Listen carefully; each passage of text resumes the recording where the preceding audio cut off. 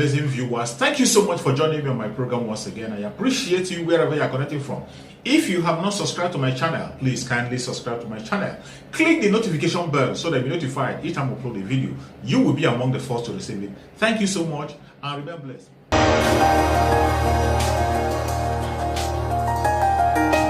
We can't talk about insecurity in Nigeria without highlighting some states that have been affected by the problem.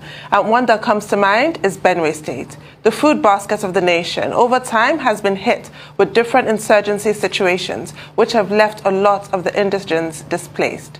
Only recently, 5 people, including 2 policemen and a university lecturer, were killed by gunmen in 2 separate attacks at Yelwata and Juta Imbaterem in the Guma and Ukum local government areas of the state, respectively. The governor of the state, Samuel Ortom, has always been vocal about the neglect of the federal government towards the fight against insurgents in the country. Recently, he accused the federal government of not going after herdsmen, causing insecurity in the country. Ortom, while speaking at the inauguration of 3 new judges in Makadi earlier this month, cited the abduction of the prelate of the Methodist Church, Samuel Kanu Uche, as proof of nation's insecurity. Joining us on the show this morning as we continue the conversation on insecurity and the state of the nation is Samuel Ortom, Governor of Benue State. Good morning, sir. Welcome to the morning show. Morning. Thank you very much, my sister. Unfortunately, I can't remember your name, but thank you very much. My name is Tundon Abiola. Morning, Governor Ortom. Can you hear us from the studio? Thank you very much, my brother. God bless you. Yeah. So it appears there's no end in sight with insecurity in your state, and by extension, the entire country, given the level of killings that continue to go on in your state and also in the whole country. What kind of cooperation or support are you getting from the federal government? Ruben Mabati, thank you very much. I want to appreciate Arise Television for standing for the truth, standing for the people, and becoming a voice for the voiceless. Because in Nigeria today, we have a situation where propaganda and deceits and lies are flying all over the place, instigated by the federal government. And so I appreciate you. Some other media organization would not like to listen to me talk, but you have given me the opportunity. I want to say that the day that the federal government wants insurgency to stop in Nigeria and in Benue State, it will be done. Unfortunately, I have consistently accused the federal government for being complacent. And I have proof to show to the entire world that federal government is complicit.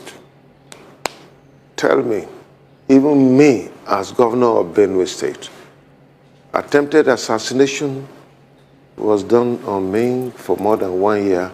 Up to today, no culprits have been brought to book. And as I talk to you, even those that I was told as governor of Benue State that they were arrested, they have been freed.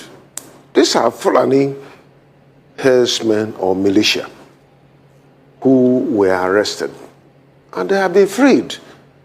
The person they are prosecuting is my cousin and a Jukum fisherman who had no link with what happened to me when I was attacked more than 1 year ago. So this is the challenge that we have. The day that the federal government wants this insurgency and killings and invasion and taking over of our land by these Fulani herdsmen, Any day that the federal government wants, it will stop. But for now, I accuse them to be complicit because severally, I have provided a solution and say that the way to go, can we have a security summit where Samuel Ortom will be there to talk about the facts that are available in my own state? And then we can listen to other states who will tell us what has been going on in their state. And then we'll try to provide a solution if the federal government wants that. So today, I want to say that the federal government is complicit, and until they are ready to work with us, but because it is a planned agenda over 200 years ago that they have planned to take over Nigeria as their country, and it will continue to be. Whatever people say about me is immaterial, but I say the truth. And anybody who thinks that I'm not saying the truth should come out and provide a superior argument on what I'm saying. Today, it is a very big challenge. It is a problem. And without security, there is no way we can move forward in this country. And so, I still want to insist that federal government is complicit. And I stand on that. And I have proof. If opportunity is given to me, today that I'm talking to you, in the next 15 minutes, the program will be over. But if they call a security summit, which I have been advocating since 2017, if they will call, I'm ready to provide documents. I'm ready to provide material. I'm ready to provide evidence that truly this government is complicit and they're just deceiving people. It has been their stock in trade as far as I'm concerned. And so that is where we are. Right. Could you give us a picture of why you think that certain local governments seem to be worst hit by the activities of these gunmen? It is not just about certain local government. It's about the entire state. It's about the entire country. Nigeria. Tell me, where else? Is it in Zamfara, where the Hausa people live, and the Fulanis have decided to take over their land? Is it in Kaduna, where the indigenous people were either traditionalists or Christians? Now they have been taken over. Is it in the southeast? Is it in the middle belt, where the Fulanis have decided that they are going to take over this country?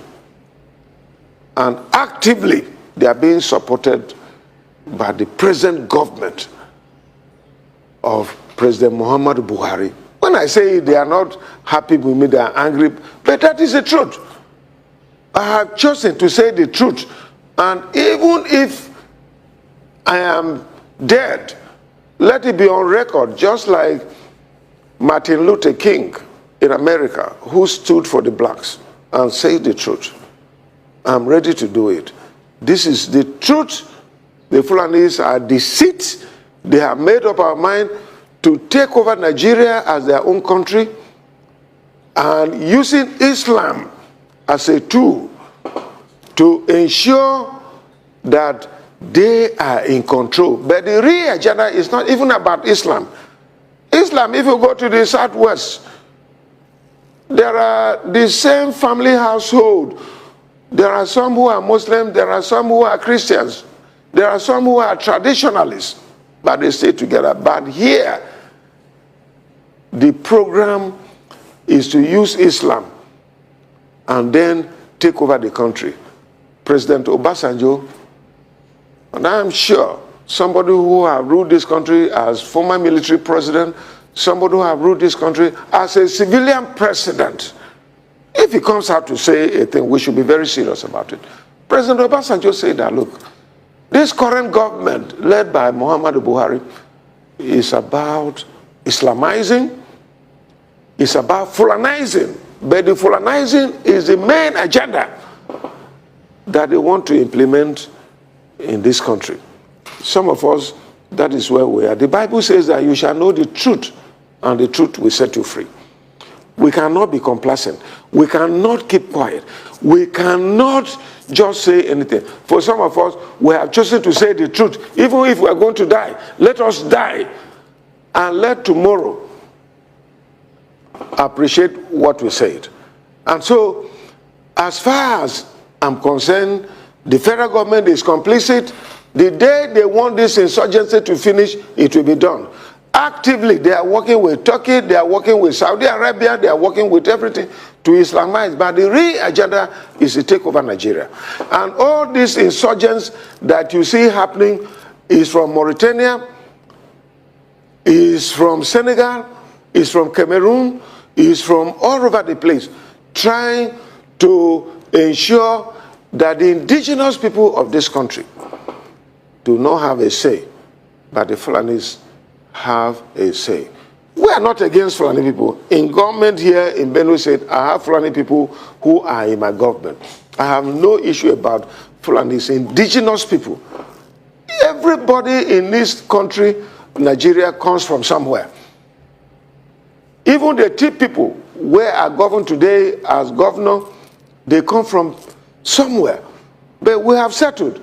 Today, because of the rise in population, there is nowhere you can say that the Tea people or Benue people should leave Benue State to go to Cameroon. Where is the land? To go to where? Where is the land? And so this is the main problem that we're having in this country. If this government will appreciate and stop deceit against the people, we shall all work as a team. Nigerians, wherever we come, let us cohabit and live together. But where a particular ethnic group wants to take over the country and make some of us slaves, I can never be a slave to anyone. It is better I die and not be alive. I cannot be a slave to any Fulani man. Fulani should live their life. The Tea people should live their life. The Yoruba people should live their life. Hausa people should live their life. Every other person should live their life. But not making me your slave. The matter of slave trade is gone. And all of us must focus and work together to ensure that we live a life. Because today, we are not living in a feudal government. We are not living in an autocratic government. Governor Ortom. But we are living in a government that is democratic. All right. Governor Ortom, thank you so much, for stating your mind as regards the insecurity situations in Benue State. We keep talking about them anytime we have you, and we keep taking all sides, all views as regards that. But I'd like to ask you what's happening in your state.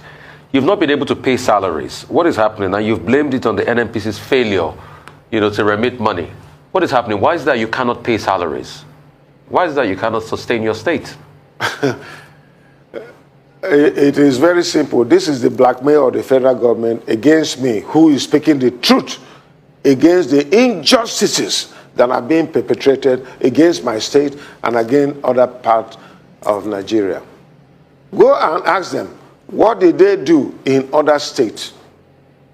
Did they not support the state to pay salaries?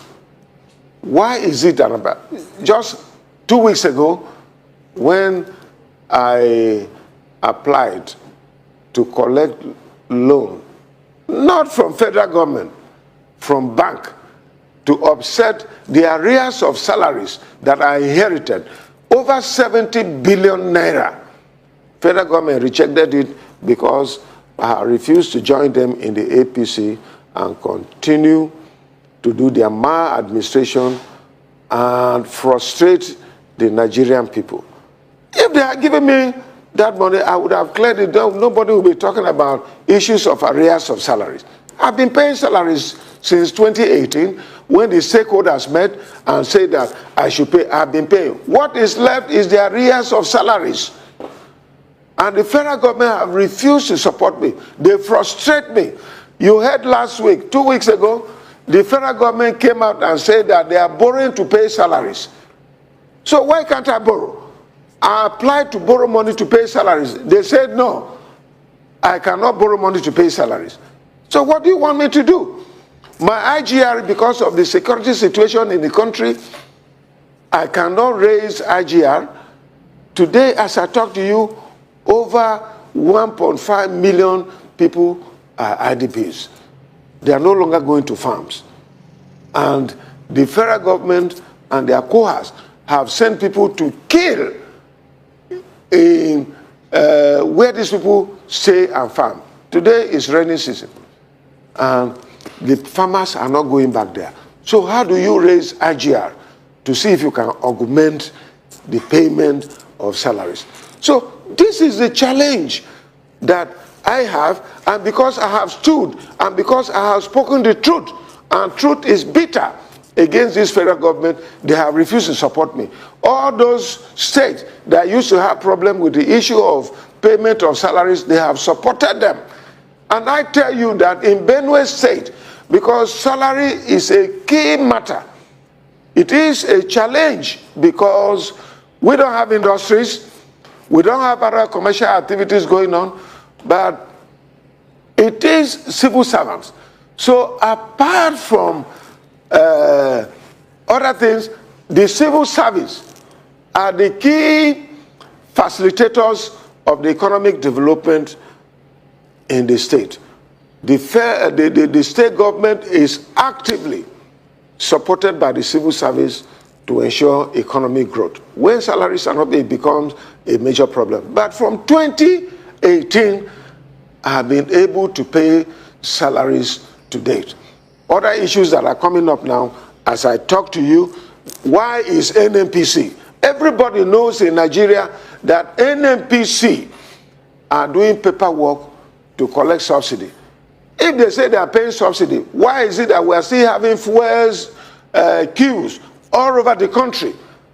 But is it because they do paperwork and collect this money and put in their pockets?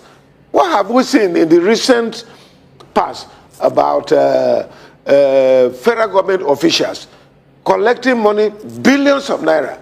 Even what they tell us, it is not true. They collect this in and pocket it and invest it in estate development, they invest it in Dubai, they invest it in America, they invest it in Europe and all that. I want to challenge anyone who thinks that I have property in UK or Europe or Dubai or anywhere. Let that person come out with it. You know, we have been doing all we can, but the challenge is that this federal government, all that they want is to pack money from the federal government as much as they want. That is why the NNPC, even though they cannot report or submit to federation account, they still collect this money on their own and they are working it. They are serving their cronies and all that. Why federation account is suffering? Where is the fuel subsidy? Where is the queues in Nigeria, in Abuja, in Lagos, in Makurdi, all over the place?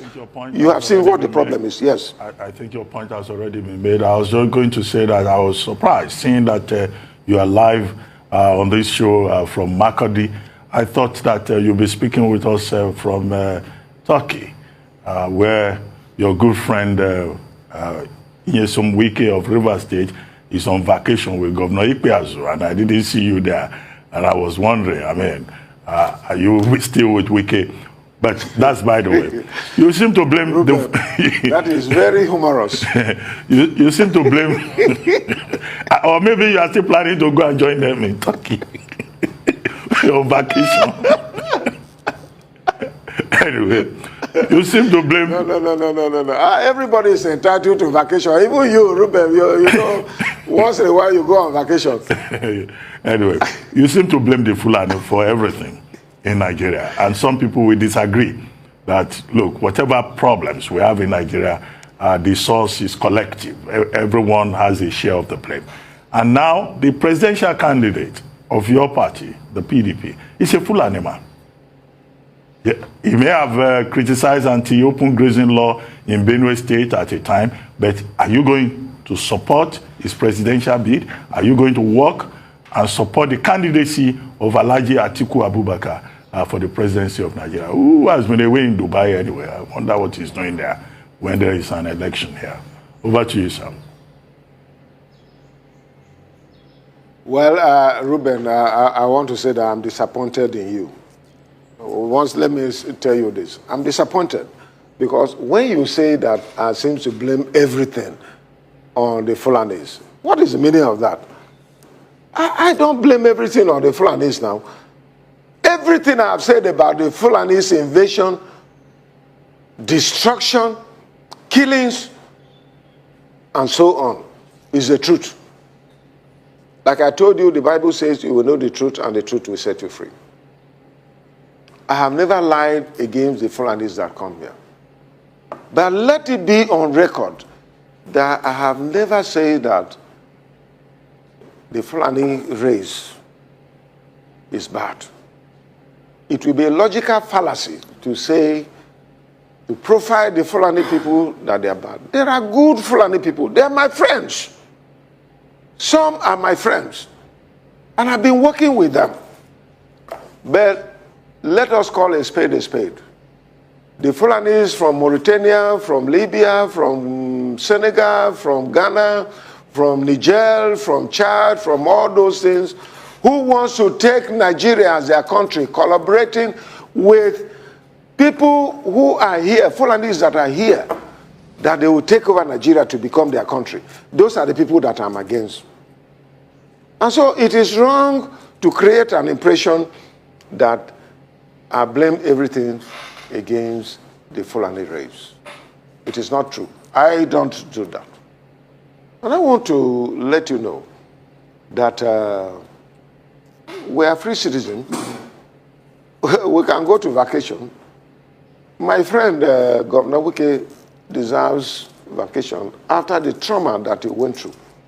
Some of us believe that he has the capacity and the charisma to lead this country from bottom to top compared to what has been happening. We have been taken from, in 2014, when this present administration came, we have been taken from top to bottom. So we felt that he has the capacity and the charisma. Unfortunately, Nigerians or the PDP people did not give him the opportunity. Some of us rooted for him. I was amongst the 17-member committee that was set up by the candidate himself and the party of the PDP. And some of us say that for the vice presidency, for those of us in PDP, we needed Wike to be the vice president so that he can bridge the gap. Man, we said it in our meeting. And we said that, look, it does not matter whether he supported the presidential candidate or not, but all that we're looking is unity and how we can make things work. Unfortunately, it was said that it is Governor Okowa, who is also a PDP member. Today is that is the wisdom of the presidential candidate. Some of us, I want to tell you that I have resorted back to prayers because I'm really confused, because I felt that Wike would have been the vice president after losing as the presidency. He was the second person to Atiku. And Wike has the charisma. It does not matter. It does not matter. All of us, we have our weak points. Wike can be something. But when it comes to mobilization and impact and value addition and reaching out and making sure that the party works, Wike is an instrument. Wike is somebody who stood for the party and make sure that things work. So for some of us, we believed in him. But unfortunately, it was somebody else. It doesn't matter. The party is supreme. But for some of us, I want to tell you, now I have resorted to prayer. If you have not seen me in Turkey, it is because I am praying. Even now, because they said you wanted to talk to me, so I say I can't disappoint my friend Ruben Mabati and the Arise TV, who has been standing tall and defending the people of our country, Nigeria, I said, I will come out from my hibernation to talk to you. Otherwise, I have resorted to prayer. Lord God, where do we go from here? Where is our country going? What is the problem? And I tell you, as a Christian, I believe that power belongs to God. John 3:27 says that a man can receive nothing except it's given to him from above. Right. If God says it's Atiku, if God says it's over, that is all. But Governor, I asked, will you support the presidential candidate of the PDP, Atiku Abubakar? I told you that I am praying. I have gone into hibernation. And I'm praying, I'm fasting, I'm praying. So at the end, if God directs me, as he has always done, if God directs me that I should support Atiku, why should I not do it? After all, he's my party man. But I'm waiting for him. There are more that is expected. I expect him to do. I expect him to reach out to Wike, who came second. And he denied him the popular view of PDP members. 14 out of 17 say that Wike should be the VP. In his wisdom, he chose that he should be Governor Okowa. Governor Okowa is a nice man. He's my friend. And I have no problem with him. But if we are in a democratic era, 14 people out of 17 say that it should be Wike, and he, in his wisdom, gave it to Okowa, I expect more explanation. I expect him to talk to Wike first, that we're supporting. I expect him to even reach out to some of us so that together we can work as a party. So, but the bottom line is that for me, I've gone into hibernation and I'm praying, and at the end, whatever God directs me, I can assure you that I will do it.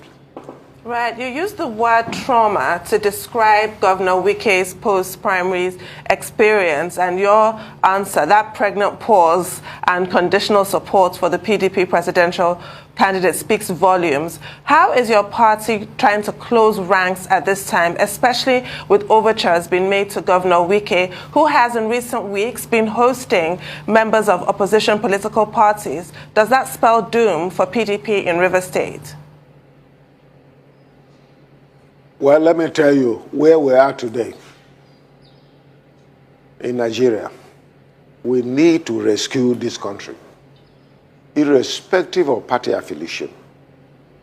Whether the media, politician, the civil servant, the stakeholders, the business community, everybody that loves Nigeria, you know that Nigeria is on the brink of collapse.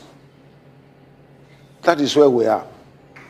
So, one man cannot solve the problems of this country. We need everybody to come on board. So I commend my friend, Governor Wike, for hosting several shares of opinion from political parties, from stakeholders. It is a good thing. At the end, what do we have on the table that can turn around the fortunes of this country? You will agree with me, the Arise Media crew, you will agree with me that there is a problem in this country. We're not there. Look at security, look at our economy, look at social life. Where are we? We are at the bottom. As President Buhari promised us in 2014, that he will take us from top to bottom. What is required now is to take us from bottom to top. So, what can we do? It is not Samuel Ortom, it is not Wike, it is not you who are in the media. It is all of us.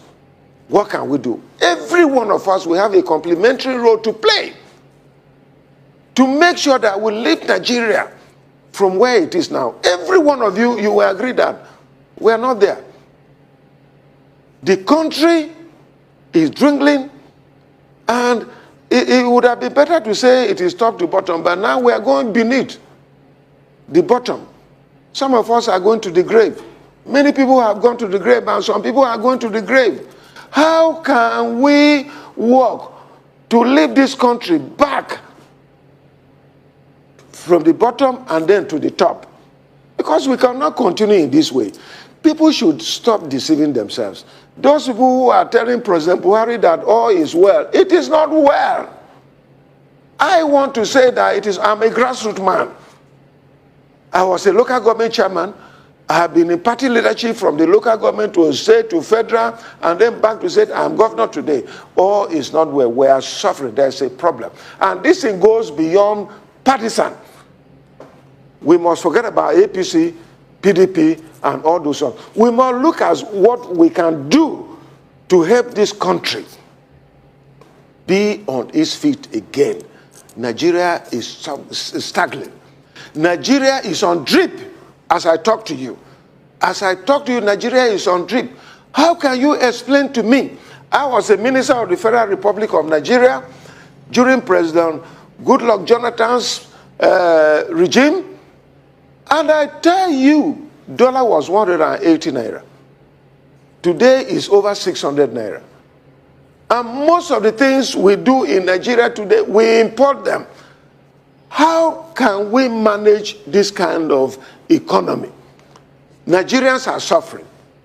Some people cannot go on 3 square meals. Some people go on 0, 0, 0 in Nigeria today because they have nothing. You go to the farm, the bandits will attack you. The Fulani bandits, when you call them, they are not happy. But these Fulani bandits that have brought this thing. So it's a problem. And this government is not prepared. How do you cage Nnamdi Kanu? In fact, I want to call that Nnamdi Kanu should be released. A freedom fight agitator who said that, look, he wants liberation for his people. Why are you incarcerating him? Why are you not going to arrest Fulani men? Look at the bomb blast in train blast in Abuja to Kaduna. Up to today, our people are still being kept by these bandits. Where are the security? Where is the president? Where is the security act to go out and rescue these people? Tell me what is happening. It is a shame. Tell me, Igboho, they went after him in the southwest and were able to stop him. At least we're not hearing about Igboho again. Why can't they stop these Fulani men who are terrorizing this country and have made it impossible? They come to Benue and kill. Just in my local government, within the space of 40 people have been killed. More than 40 people. In another local government, over 20 people were killed. And then you want me to keep quiet. They want to intimidate us. I will never be intimidated. At least, let me talk. If at the end nothing happens, and some of you are keeping quiet, keep quiet to your shame. But I want to say that the rest of Nigerians, you people are joking. I raised alarm in 2016 that these things were going to happen. What is it that I have not said? I have said it. If Nigerians want to get out of this, they should arise. Arise television, as your name implies. Arise and let us liberate ourselves. President Buhari and his cohorts are not able to do. Okay, look at the primaries. Have they been able to do any primaries? In PDP, we have been able to do it. In Benue State and all that. Governor Tom, you've said a lot. You've said a lot this morning, and I'm sure your point is well taken. Thank you so much for your patience to watch from the beginning to the end. I hope you have learned something from the video you have just watched. The video you have just watched is to bring information to your doorstep and for educational purpose. It is not to demonize anybody. Let us watch continuously and see who can be able to make a sense out of every nonsense we are seeing. We must continue. We move. It doesn't matter what they do. It doesn't matter what they say. They will kill us. Kill them. At the end of the day, Biafra is here. Thank you for watching. If you have not subscribed to the channel, please kindly subscribe to the channel. Click the notification bell so that you're notified each time I upload a video. You will be among the first to receive it. Thank you and remain blessed. Bye-bye. See you again.